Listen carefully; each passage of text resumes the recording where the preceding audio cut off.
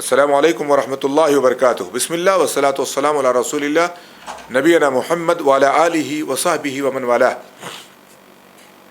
معزز ناظرین کرام، احکام رمضان کے سلسلہ وار دروس میں آج ہم باب نمبر 43 چیپٹر نمبر 43 پر ہیں، جس میں روزے ہی کا ایک مسئلہ ہے کہ روزے میں ٹھنڈک حاصل کرنا یا نہانا. حالت روزہ میں ہم ہیں، باہر گرمی پڑ رہی ہے، شدت کی گرمی ہے، تپش ہے.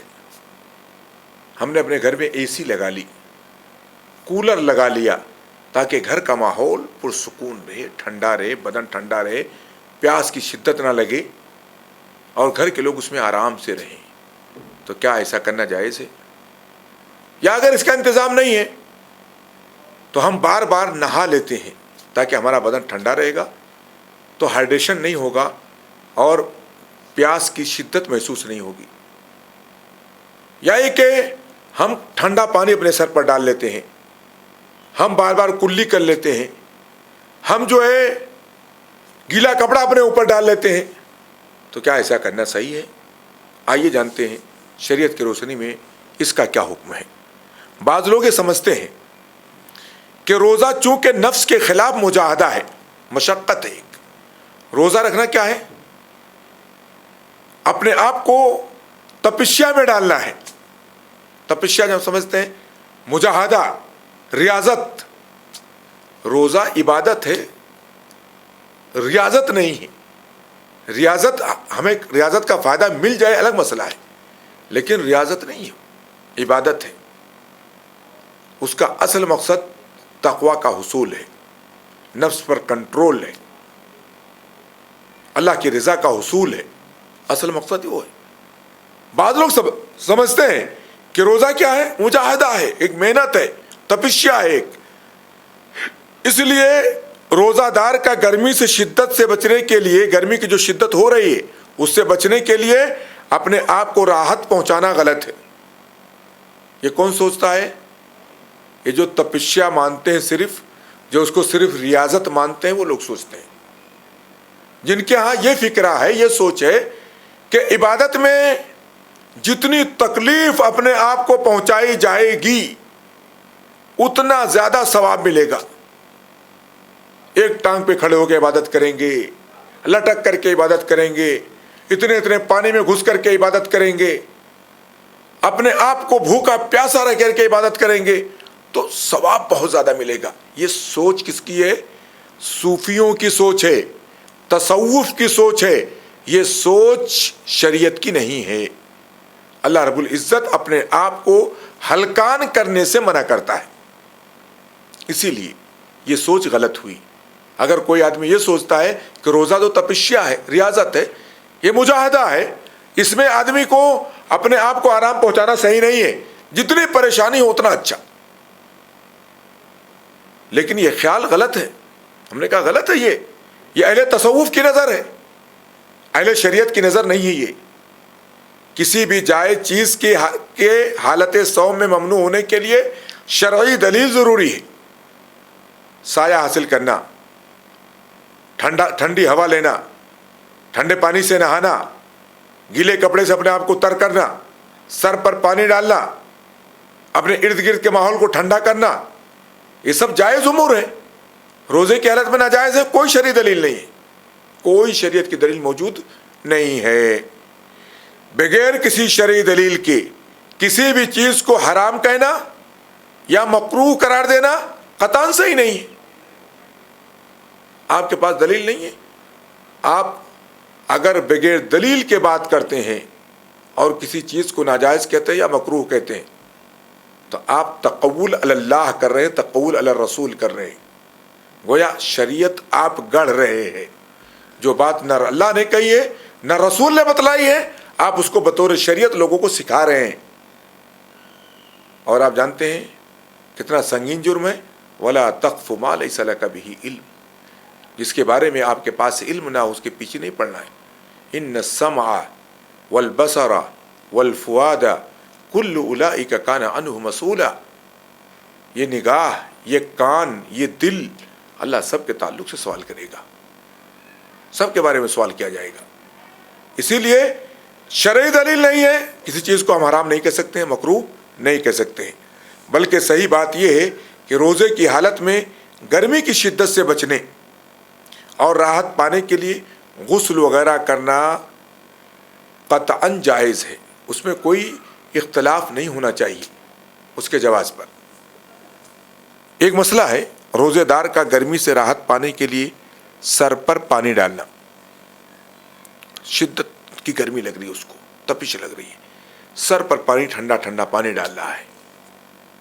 ابو بکر بن عبد الرحمن کسی صحابی سے روایت کرتے ہیں, انہوں نے کہا کہ میں نے اللہ کے رسول صلی اللہ علیہ وسلم کو عرج کے مقام پر جو حرمین کے درمیان واقع ہے, حرمین مکہ و مدینہ کے درمیان مقام عرج ہے, کہتے ہیں میں نے اللہ کے رسول صلی اللہ علیہ وسلم کو عرج کے مقام پر دیکھا, آپ اپنے سر پر پیاس یا گرمی کی وجہ سے پانی ڈال رہے تھے,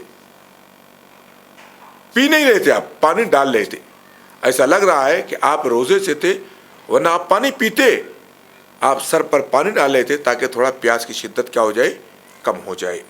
ابو داؤد کی روایت ہے, اور یہ روایت بھی آپ دیکھ رہے ہیں کہ صحیح روایت ہے. اس حدیث پر گفتگو کرتے ہوئے علامہ ابن عثیمین رحمۃ اللہ علیہ فرماتے ہیں, روزہ دار کے لیے جائز ہے کہ وہ گرمی کی شدت اور پیاس کی تکلیف کو ہلکا کرنے کے اسباب اختیار کرے, جس سے اس کی شدت میں, پیاس کی شدت میں, بدن کے جلنے کی شدت میں کمی واقع ہو سکے, اس کے لیے جائز ہے. مثلا پانی سے ٹھنڈک حاصل کرنا وغیرہ ایسا کر سکتا ہے, اے سی میں بیٹھ جانا, کولر میں بیٹھ جانا, ٹھنڈی جگہ پر جا کر کے بیٹھ جانا, اس کے لیے جائز ہے. عبداللہ بن ابی عثمان فرماتے ہیں, میں نے حضرت ابن عمر رضی اللہ تعالیٰ عنہما کو دیکھا, وہ روزہ سے تھی اور کپڑا گیلا کر کے اپنے اوپر ڈال لیتے تھے تاکہ بدن تمازت سے, لو سے تپے نہ. کپڑے کو گیلا کرتے اپنے اوپر بدن پر ڈال لیتے تھے. بدن ٹھنڈا رہے گا تو شدت کی پیاس نہیں لگے گی, ہم محفوظ رہیں گے. یہ صحابی کا عمل ہے, اور وہ بھی کون صحابی, جو علم میں اپنی مثال آپ تھے, عبداللہ بن عمر رضی اللہ تعالیٰ عنہ. اگلا مسئلہ ہے روزے دار کا گرمی کی وجہ سے غسل کرنا. انس بن مالک رضی اللہ تعالیٰ عنہ فرماتے ہیں, میرا ایک حوض ہے جس میں بحالت روزہ میں غوطہ لگاتا ہوں. صحیح بخاری کی روایت ہے. انہوں نے ایک ٹینک بنا رکھا تھا, حوض بنا کر کے رکھا تھا, چھوٹا سوئمنگ پول. کہتے ہیں جب روزے کی حالت میں ہوتا ہوں اور شدت کی پیاس یا گرمی محسوس ہوتی ہے, میں اسی میں ڈبکی لگا لیتا ہوں, بدن ٹھنڈا ہو جاتا ہے. ابن حجر رحمۃ اللہ علیہ فرماتے ہیں, بظاہر ایسا لگتا ہے کہ وہ حوض پانی سے بھرا رہتا تھا, اور حضرت انس جب گرمی کی شدت محسوس کرتے تو ٹھنڈک کے لیے اس میں داخل ہو جاتے تھے.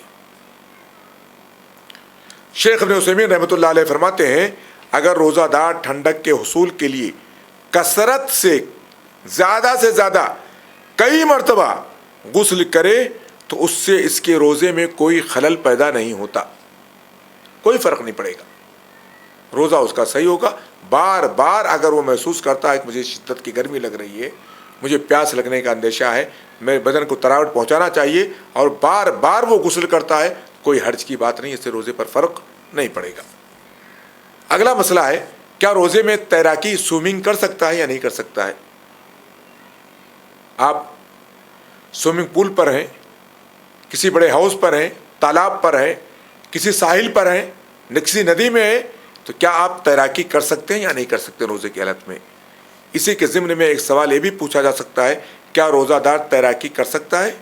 تو اس کے جواب میں اللجنۃ الدائمہ, جو سعودی کی بڑی علماء کی کمیٹی ہے, ان کا فتویٰ ہے, رمضان کے ایام میں تیرنا جائز ہے, سوئمنگ کرنا جائز ہے, لیکن تیرنے والا اس چیز کا خیال رکھے کہ پانی کہیں اس کے پیٹ میں نہ چلا جائے. اس بات کا خیال رکھنا اس کے لیے ضروری ہے. اگر لا علمی میں اور کسی اچانک مسئلے کی وجہ سے چلا گیا تو انشاءاللہ گنہگار نہیں ہوگا, روزہ اس کا خراب نہیں ہوگا. لیکن اگر وہ عمدن اور قصدن منہ میں پانی لے رہا ہے اور اسے کھلواڑ کر رہا ہے اور وہ پانی پیٹ میں چلا جائے, ایسے آدمی کا روزہ فاسد ہو جائے گا اور اس کو روزے کی قضا کرنی ہوگی. اگلا مسئلہ ہے گرمی سے راحت پانے کے لیے کلی کرنا اور ٹھنڈک حاصل کرنا. آپ نہانے کا مسئلہ جانیں، تیراکی کا مسئلہ جانیں، کپڑے سے گیلے کپڑے سے اپنے آپ کو ڈھانپنے کا مسئلہ جانیں، سر پر پانی ڈالنے کا مسئلہ آپ نے جانا، ساری چیزیں آپ نے جانی۔ آخری مسئلہ بھی اس باب میں ہے کہ گرمی سے راحت پانے کے لیے کلی کرنا اور ٹھنڈک حاصل کرنا کیسا ہے۔ حسن بصری رحمۃ اللہ علیہ فرماتے ہیں کہ روزہ دار کے لیے کلی کرنے اور ٹھنڈک حاصل کرنے میں کوئی حرج نہیں، کوئی حرج کی بات نہیں۔ وہ چاہے ٹھنڈک حاصل کر سکتا ہے جس کے ذریعے بھی ہو، یا یہ کہ وہ اگر کلی کرنا چاہے، منہ سوکھ رہا ہے بار بار اس کا، تو کلی کر سکتا ہے، بس احتیاط رہے کہ منہ کے اندر گلے کے نیچے پانی نہ اترے۔ بہرحال آج کے درس کا خلاصہ یہ ہوا کہ گرمی کی شدت کی وجہ سے روزے دار کا راحت کے اسباب کو اختیار کرنا، اے سی میں رہنا، کولر میں رہنا، پنکھے میں رہنا، ٹھنڈی جگہوں پر رہنا، ٹھنڈی چیزوں کا استعمال کرنا ہے نا، روزے میں نقص نہیں پیدا کرتا ہے جب تک وہ کسی ایسی چیز کا ارتکاب نہ کرے، کسی ایسی چیز کو نہ کر بیٹھے جس سے روزہ ٹوٹ جاتا ہو۔ اگر روزے کو توڑنے والی چیزیں کر رہا ہے تو روزہ اس کا ٹوٹ جائے گا، ورنہ ذرائع ایسے استعمال کر رہا ہے جس سے اس کو راحت ملے، جس سے اس کو سکون ملے، جس سے اس کو ٹھنڈک ملے، تو سارے جائز راستے اس کے لیے کھلے ہوئے ہیں اور اس میں کوئی ساری گنجائشیں اس کے لیے باقی ہیں۔ لیکن اگر روزے کو توڑ دینے والے اسباب اختیار کرتا ہے تو یقیناً اس کا روزہ کیا ہو جائے گا؟ فاسد ہو جائے گا۔ اللہ تعالی ہم سب کو علم نافع عطا فرمائے، جب تک زندہ رکھے، ایمان پر قائم دائم رکھے، خاتمہ ہو ایمان اسلام پر ہو۔ وصلی اللہ علی نبینا محمد وعلی آلہ وصحبہ وسلم۔ السلام علیکم ورحمۃ اللہ وبرکاتہ۔